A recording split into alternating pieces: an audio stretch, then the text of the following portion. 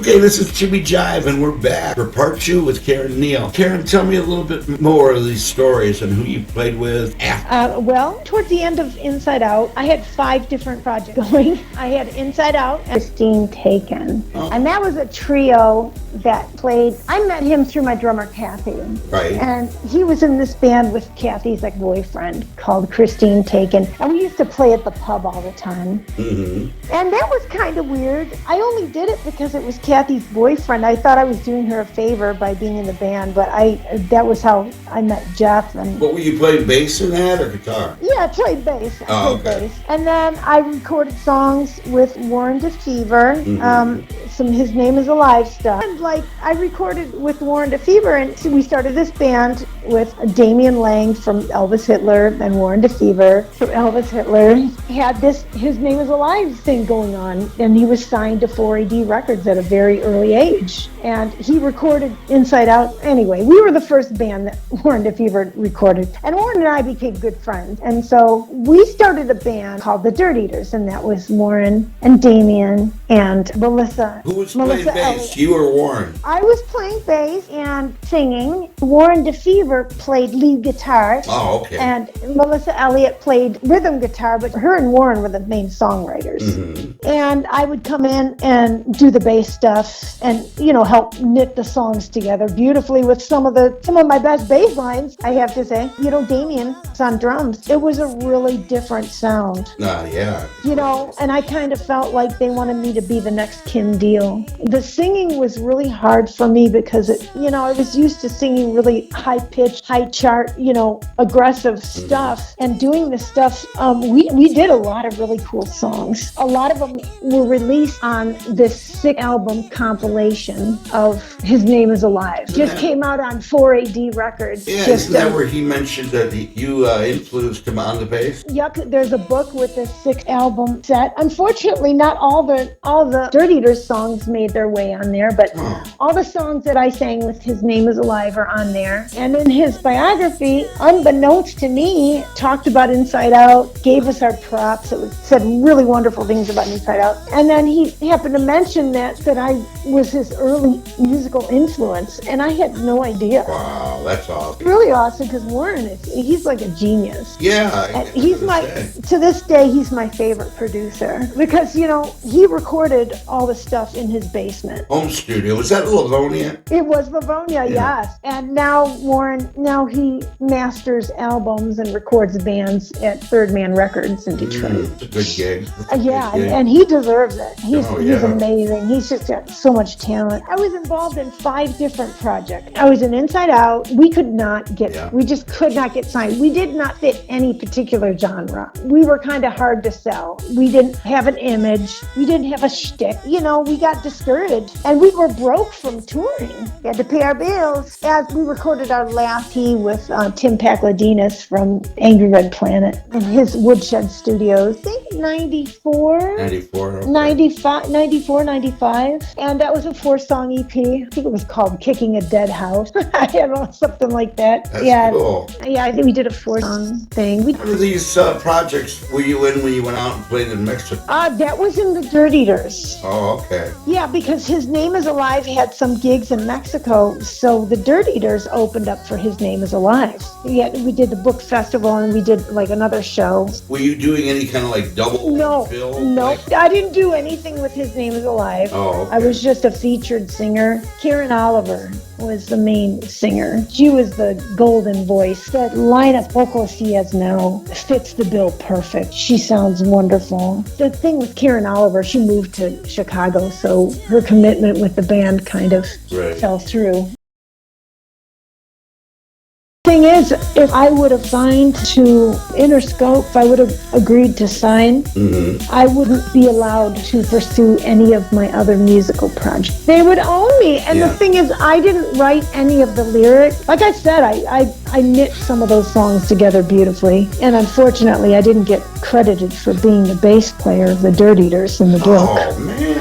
Well, the guy who put the book together, the guy who compiled the book, he had a hard time telling between Karen Neal and Karen Oliver and all that stuff. Yeah, I understand that, but at least the nice tribute to Inside Out and you being an influence on him. Yeah, Yeah, that's it's really awesome. cool. But yeah, that's the thing is I wouldn't be able to write my own lyrics. I wouldn't be able to do my own thing. Wow. And I just could not give up my independence, could not make that commitment, so things basically fell apart. And after the band fell apart, Jello Biafra introduced me to Mike Hard from the God Bullies.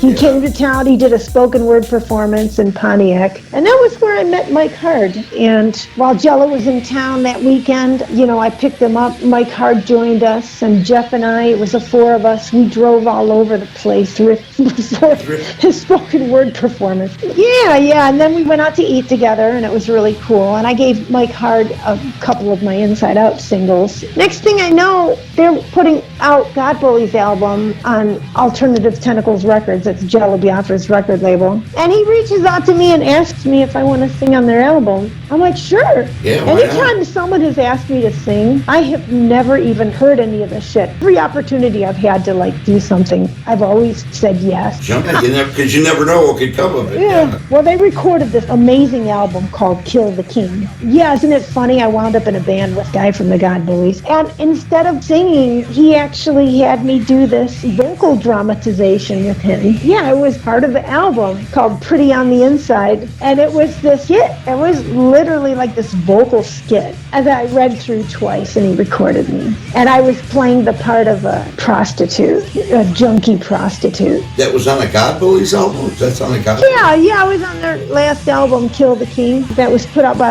Alternative Tentacles Records. But they're not still together, are they? Technically, no. As a matter of fact, David Livingstone passed away 2 Februaries ago. I love David Livingstone. Quick rundown of my working with Mike Hard. Is started out with him, working with David Livingstone. We couldn't seem to get anything together. So then Mike Hard was in a band with Scott Kodrick called Hand Over Head. The God Bullies had broken up after that. So Mike wanted to start a band with me, so we tried to put something together with David Livingstone. It didn't work out. So we wound up working with Scott Kodrick and Paul Torzinski, Kevin Hagen, who is no longer with us, on guitar. Yeah, it was weird. I went from playing this crazy, this progressive punk stuff with Inside Out to doing this light and airy stuff with His Name Is Alive, and then started smoking pot. In Thrall, we tried out many drummers, and when we finally got something together, Scott went from writing all the songs on guitar to playing the drums because we couldn't find a drummer. And Jello Biafra wound up putting out our first album, Chemical Wedding, which we recorded at 54 Sound. He gave us in advance, and Joel Martin let us record at his studio, 54 Sound. I wound up mixing the album with Steve King. Oh, you were actually a part of the mix? Yeah, him and I mixed together. How is that? You're so hard on yourself as far as just may not get good enough. How was it mixing a whole album that you're involved in? It was amazing. I had so much fun. But was it difficult to say, oh, no, this, but... No, the thing is, I've always co-produced my own stuff, and when Inside Out did our EP, Do It Yourself Nose Job EP, the Kevin Holliver at his studio, Linda and I mixed the whole thing ourselves. Was there any issues with that, like difference of opinion as far as music price? No. No? Well, that's good. That works out good when you don't have that problem. No, yeah. I've always designed, with Inside Out, I designed all the album covers. I designed all the flyers, I did all that shit. Let's talk a little bit about Thrall. Tell me about that band. How did that come about? So Mike Hard's wife, Andrea Berg, she designed the album cover called Chemical Wedding, and it was amazing. Right. Our album was awesome, and Mike Hard is the person who taught me how to perform. I was just, like I said, with Inside Out, I was just there doing my thing. Right. With Thrall, this was a totally different vibe. I went from playing hardcore punk to playing stuff that was kind of like the Jesus Lizard, because the times change, Sure. Yeah, and he had me dress up like a Catholic schoolgirl, and we're out on stage, and he comes up behind me. He's like, "Move that ass! Come on, shake that ass!" So that was where I learned how to. That was all part of the show. That was all part of the show. That was where I learned how to be a performer.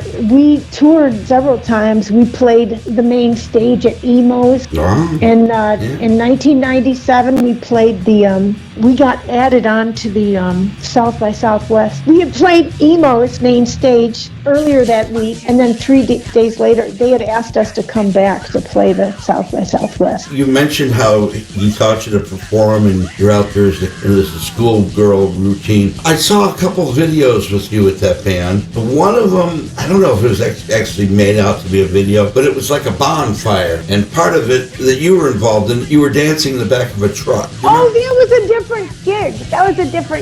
That was a band, Swig. Oh, I thought that was Thrall. Okay. No, that was a band, Swig, and they recorded a video at Garageland. You know, Len Poot from Snake Out. He built his own amusement park in his backyard. He had that fire cage. Was any of that choreographed, or did he just say, get these No, kids he just invited me out. He wanted me to be in the video because the video was called Honey. That was great. Dave Bierman, yeah. Dave Bierman from Junk Monkeys. That the same guy? Yeah. And weren't they called the Mystery Girls? Mystery Girls originally, yeah, before they turned into the Junk Monkeys. The other video I remember seeing, it was a live performance, and I'm not sure who this is with then. This might have been with Thrall, maybe it was that band. You were on stage dancing with another gal. You were dancing. Oh, that was the Algebra Mothers. The Algebra Mothers were around in the late 70s, early 80s, and that included Gerald Collins. He had a band called 67 Riot, who Inside Out did shows with. We went to New York with those guys. And then Ralph Valdez from WDET, the amazing bass player. He was in the Algebra Mothers, and one of their original band members had passed away, the female. And then the other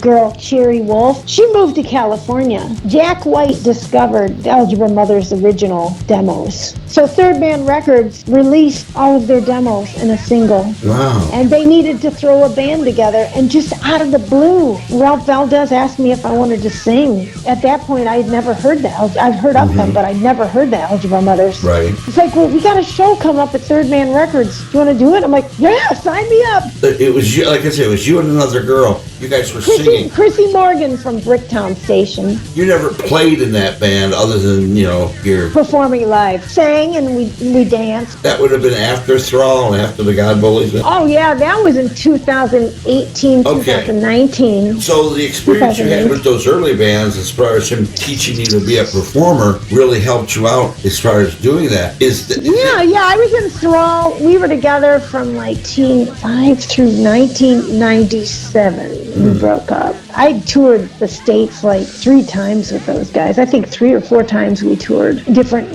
areas at a time. Right. And Mike Hard, after I left that band, when we toured, let me back up. Terry Bradley, the drummer Terry Bradley, was in a band called the Culture Bandit. Terry's an amazing drummer. And Scott had left the band Thrall. Him and Mike had some sort of disagreement. So we had this album and we had no drummer. So we toured we went from being a 5-piece to a 4-piece. Terry Bradley, we needed a drummer, and Terry Bradley, oh my God, he made our shows really, Scott Kodrick's amazing talent. Terry Bradley, when we toured, we had a blast. But after things fell apart, as they always do, I had decided, at that point, I had a 4-track. I had my first 4-track, and I was recording songs. And none of the stuff that I wrote, Mike, you could not write to my songwriting, I started writing songs. You didn't mess it up. I wrote a couple, probably wrote about Mommy and Daddy Were Alien Gods. I wrote that song on bass. I wrote a lot of my bass lines. Scott had written a lot of my bass lines for all, but I developed some songs too. And throughout that course, I had got my first 4-track, and so I started writing songs at home with this cheap guitar and my 4-track. In between, after I left Thrall, I had all this stuff. I started writing. I started working again with Terry Bradley, who had toured with us, and so him and I started collaborating. We wound up having like 5 songs. We just had a basement recording of me playing bass and him playing drums, and then I just put guitar over it with my 4-track and vocals. and we recorded a demo. Wound up working with Warren DeFever again. Well, I asked Warren DeFever to record us, and Jello Biafra put out first. Who are you referring to? Queen Bee. Queen Bee. That was what I thought, but I just want to make sure. I'm sorry. No.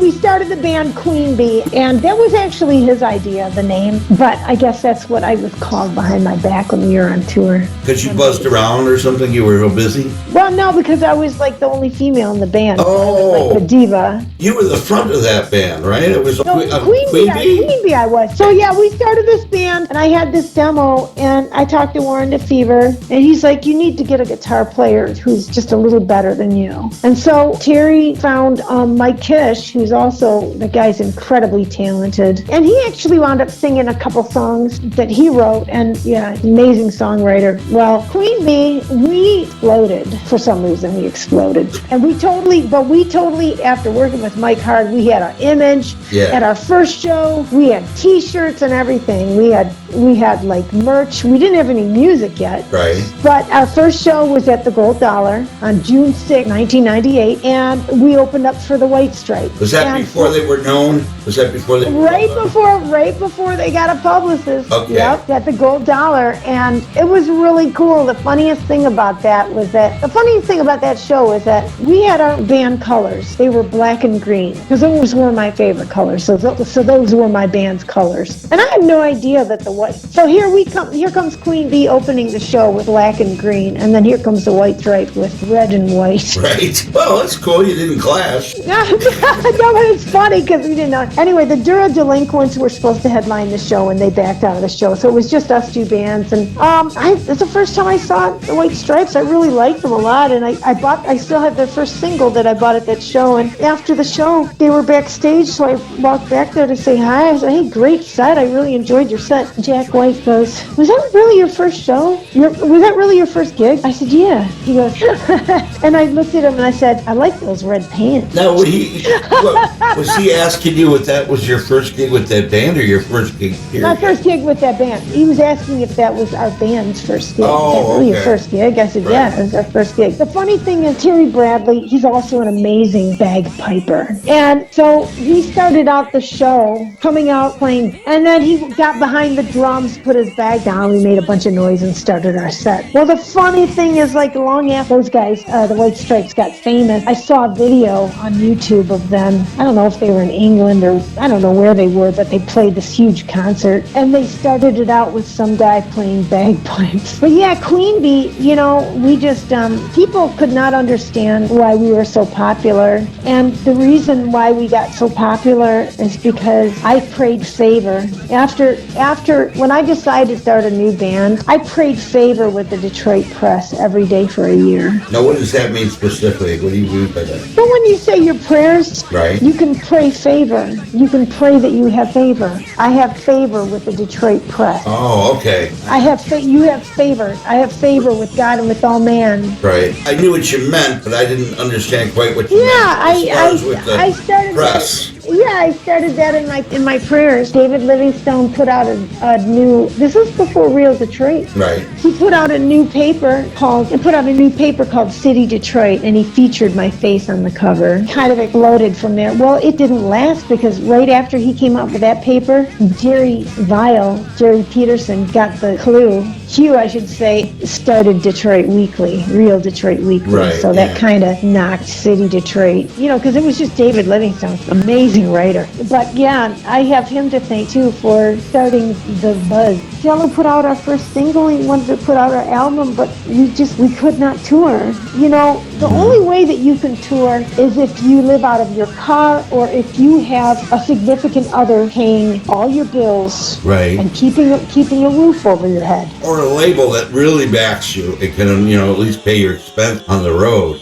Put you up in motels, hotels, whatever. God, it's got to get tiring touring that way and like living in a van. Well, the thing is, it's a huge commitment, and it has to be. What Steve Albini said one time is that being signed to a record label is basically taking out a huge loan. You got to pay that money back by touring, going out on the road, and doing all that stuff. So Queen Bee kind of fell apart, and I was really upset because we didn't have our whole album recorded. We had all these beautiful songs we had written together, and like I said, I did the majority of the songwriting. So I had to throw together another band. And so I had like several different incarnations of Queen Bee. And I did an electronic track with a gentleman named Bravin Neff and Brian McCarty. Those two wound up. Queen Bee was booked a headlining show at St. Andrews Hall for Halloween. And I had a short time to throw a band together. I had no band. Didn't have a band? Yeah. And so I got Matt Kelly. I don't know if he was in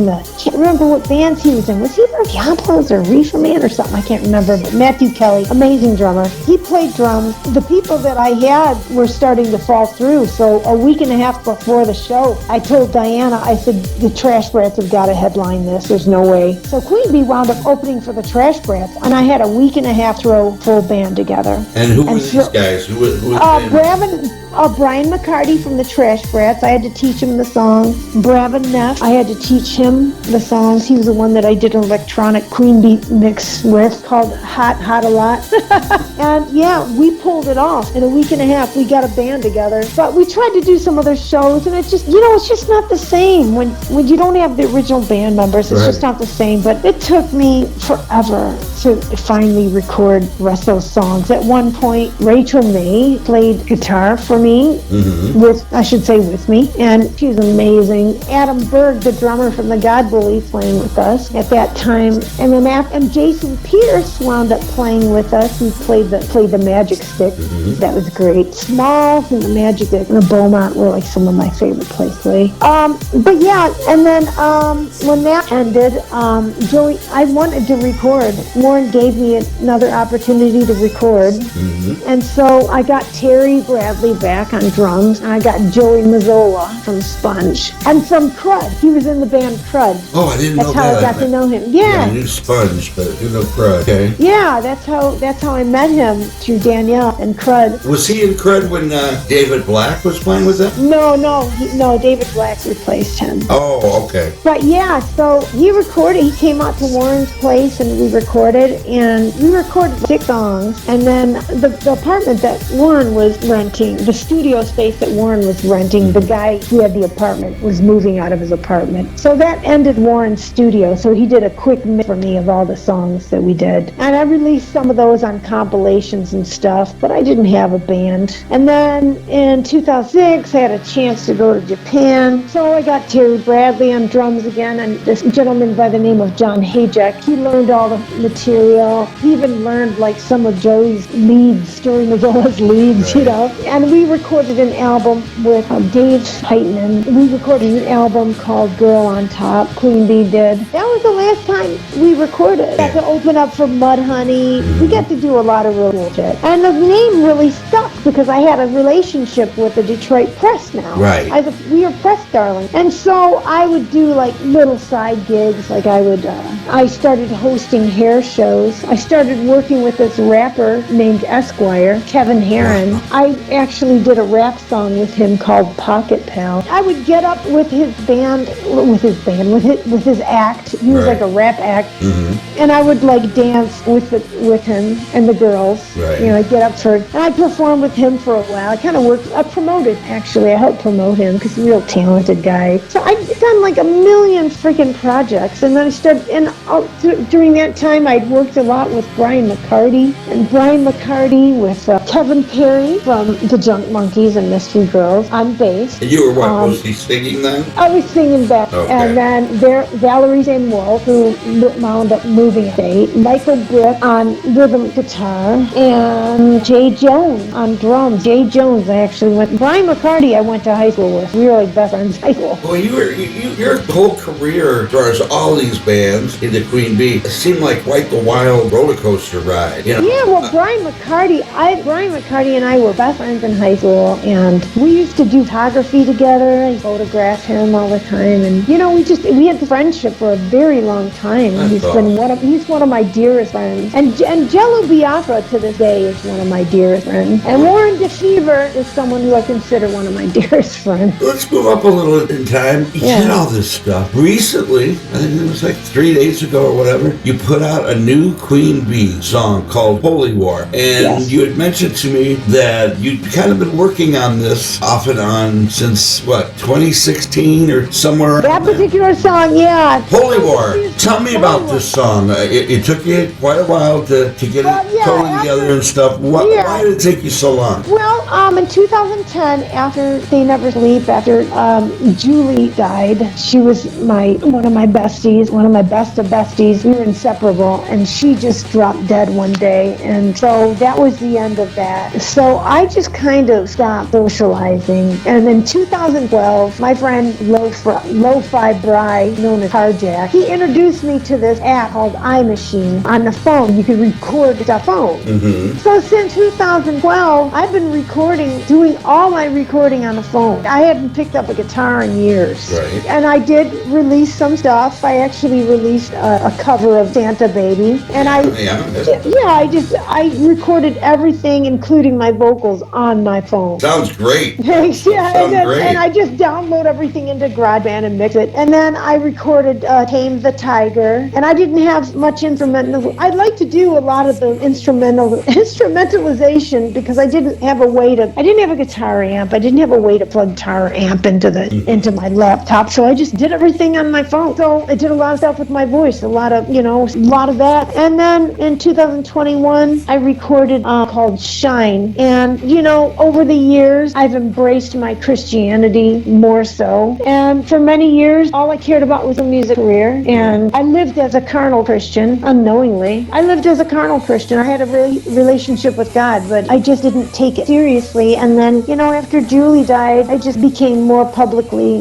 praying for people and all that. Mm-hmm. So, during that time, I wrote secular songs. I wrote Christian songs. I started writing Christian songs, but it took me a long time to pull my ideas together because it was just me and right. God, it was just God and me. But I was like, you know what? I'm going to prove that I don't need a band. Mm-hmm. I'm done with bands. You know what I mean? Like, I don't need to be in a band. Right. I'm just going to do everything myself. There was a short period of time, 2016, I think it was 2015, 2016, Brian McCarty recorded an EP with Mikey Clark, who's also one of my favorite producers. And I wound up recording a cover of Nightclubbing with Mikey Clark in 2017. And that was really fucking awesome. He's one of the funniest people I know. I just love him dearly. But yeah, so it just took me forever to put any songs together and to release them. And after I released the song Shine, there was a girl who was like a super fan of mine. I didn't know her very well, but she was a friend of Danielle's from Crud. And she reached out to me on social media and for help, basically. And I set aside some time to call her and minister to her and pray with her. It was the first time and the only time to this day that I actually cast a demon out of someone. I started praying for her over the phone, and she began to manifest. She was getting sick to her stomach. She was getting lightheaded. Like, she was texting me back after we prayed. I gave her this prayer to say for undoing unholy soul ties. Right. And she started freaking out. And so I called her back and I started praying over her, and she was choking, and I was like, speaking in tongues and holy fire in the name of Jesus, come out, and she was like and she literally popped out. She dry heaved this unclean spirit. Yeah, so I did a deliverance over the phone. That's crazy. I never heard anything like that before. No. Especially over the phone. Over the phone, man. Yeah. Well, you know what? I wound up praying for a lot of people. I prayed for Jimmy Recca from the Stooges. I prayed for Casey Chaos from the band Amen, who recently departed. But the last people that you would have got, more people than you realize, come to me for prayer. Awesome. And it's not about me. Over the years, and after losing my social media, just everything that culminated over the years, all the people that I lost my dad, lost Julie, and I lost my mom. And, I've just taken my spiritual path more seriously. Mm-hmm. The thing is, once you become a follower of Christ, you become, I'm sorry, I said this on another interview and I can't remember. part. Okay. The hardest part about being a Christian is being a true Christian and being Christ-like, recognizing the errors of your way. And once you decide to serve the Lord, you become an enemy to evil, basically, you know, and you get attacked. But yeah, I just always been into the deliverance prayer. That's something I feel strongly about. Right. And I've been working with different songs recently. And like I said before, I had no way to record bass or guitar. And I prayed about it for Christmas. And my husband gave me this gadget called the Mustang Micro by Fender. And for the first time since 2012, I was able to record live guitar and bass. That must have really been amazing to be able to do that. That's cool. Yeah, and you know, I started reading my Bible, like every day reading a chapter, and you know, as time goes on, I find that I'm writing less lyrics about myself, and I've been using biblical verses. Right. And with this song, Holy War, while reading the Bible, I just came across all these powerful words, all these beautifully written, powerful words that are just poetic and just so intense. And so, you know, I've just finished Holy War with Bible verses, putting them together, and when I was able to add the guitar and bass, it just came together. And, you know, people who know me well enough know that I'm a Christian. I have friends of all different walks of life, you know, people who are Muslims, a lot of non-believers, a lot of backsliders, Right. I have friends who are Satanists. I have friends who are agnostic, a lot of agnostic people. You know, because I've had such a long local music career and such a reputation, you know, my pastor always told me that you're going to reach people that someone like me in a suit and tie cannot. You know, people have heard that song. I put it out. I'm amazed. A friend of mine, Rudy Girdman, got a show on a radio station called Radio Free Cowtown. It's on CRS-FM. WCRS-FM. Friday night from 9 to 11. Is this over the internet? Is this a show like that? Or? It's an internet radio show. But the thing is, I'm just surprised how many of my non-believers are digging my song. Well, it's a great song. It's very strong. Has there been any controversy over it with anybody, you know, thinking Karen's not only Christian, but he's really extremely right-wing, if you listen there was a guy who is a journalist by the name of Louis Hatter. He commented on my Facebook, and he's only one. And he just asked, he's like, so does this mean that you're far right and that and are you worried about like Proud Boys or anybody from the far right adopting your song? Oh, right. I'm like, wait a minute. This is not a political song. That's one thing that I want to make clear. Isn't. Because there's children of God both sides of the aisle. Oh, absolutely. And I don't look to man for answers. Our government is not my provider. Jesus Christ is my Savior and my provider. And that song is basically it's about acknowledging that, you know, God is my provider. He's my vindicator. And that eventually He is going to destroy Satan and his kingdom. Oh, absolutely. And we are going to win this holy war. So this business about politics, that has nothing to do with that. You know what? What happens in our government is a blip on the screen that I'm looking at. You know, this goes way beyond it. It's got nothing to do with that. So I want to make that clear, because I was kind of like, and you know, the thing is, I could have released the song on Trump's inauguration day, and I made a point of not doing that for that reason, because I thought, I don't see anything about it being political at all. No, it's not. There's so much polarization, so much hypertension out there that people who are already like upset about the election are upset by a lot of things. Yeah, absolutely. And you know, none of us ever get everything that we want, but I don't worry about what goes on in the government. I'm worried about my salvation and the salvation of my husband and my family and my loved one. You know, when you walk with God, He leads you in His direction. And as far as my music career goes now, I don't care anymore about being popular on social media, especially after having my social media hack. 15 years of videos, conversations, and photos, 6 band pages, and 1 business page, and a private prayer group called Christian Girls Gone Wild. All of that gone. My whole internet presence. And you weren't able to retrieve any of that, eh? No, I was not, because my driver's license has my married name on it. Oh, right. And my social media is under Karen Neal, my maiden name. I provided my birth certificate. I provided my passport, my marriage certificate, and driver's license and all Right. that, and they wouldn't budge. Oh, They geez. wouldn't budge. Someone hacked my account and posted kitty stuff on my Instagram account, and it posted from my Instagram to my Facebook, and they did it twice in one day while I was at work.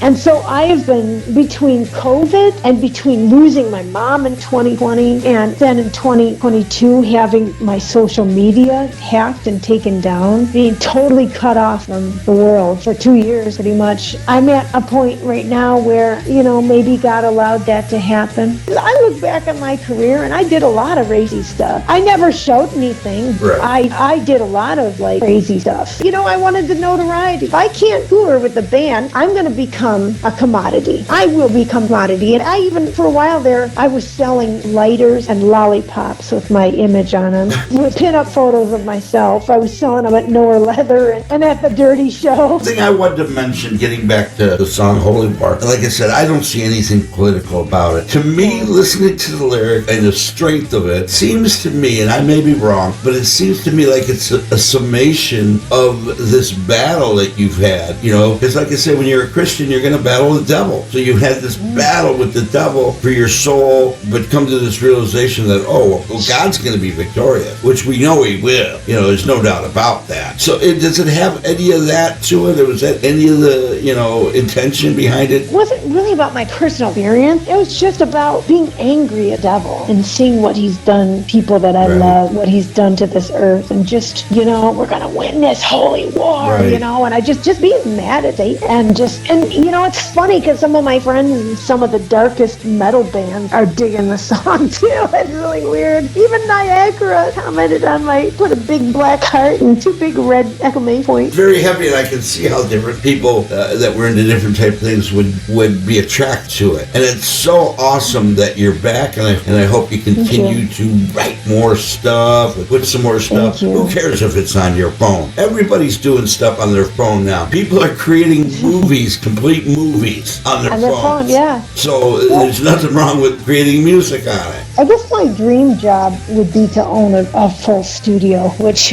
I have a little studio right here, and it suits me just well. I've had a lot of other, musicians that are willing to collaborate with me, but I guess I felt like I had something to prove with this, that all I need is God. Anyway, Karen, thank you so much for doing this. I learned a lot about your career. The roller coaster ride that you were on is exceptional. Everything I've heard from you over the years has always been really, really good. And I know that, you've collaborated with a lot of people and done a lot of things. And I'm glad that you're still doing it. You haven't given it up. And obviously still have that passion. Well, I'm doing it for the Lord. That's I don't even better. care if I have an audience. Doing it for the Lord now. If I don't care. I just want to write these songs. Well, again, Karen, thank you so much for taking the time to do thanks, this Jimmy. with me. I really enjoyed speaking with you. Wish you the best. So you have a good night, and we'll talk again. You too. Okay, thanks so much. All right, take care. Bye-bye. You too. Bye-bye. That was Karen Neal from Inside Out, Brawl, The God Bullies. God, I can't even mention all Remember Half bands. And of course, her last big thing, Queen Bee, and her latest song, Holy War, which if you haven't heard it, go check it out. It's on, all the streaming services. I even hear it's on YouTube, but it's an exceptional song. It's not preachy.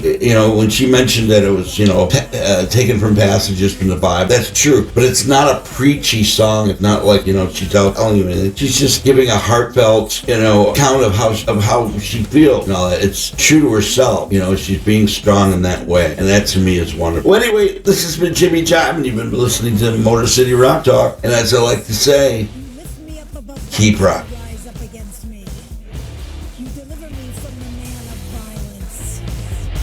Therefore, will I give thanks and extol you, O Lord, among the nations, and sing praises to your name.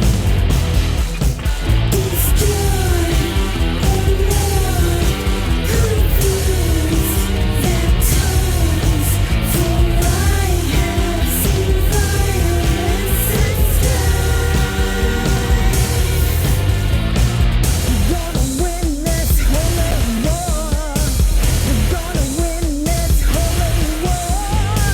We're gonna win this holy war. We're gonna win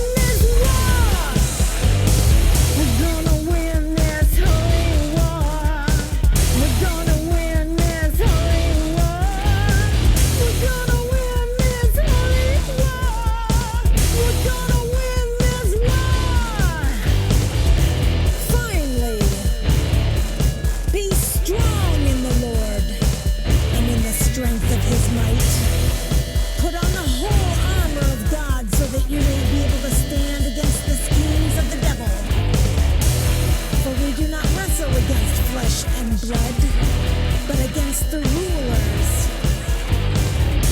against the authorities, against the cosmic powers over this present darkness, against the spiritual forces of evil in the heavenly places.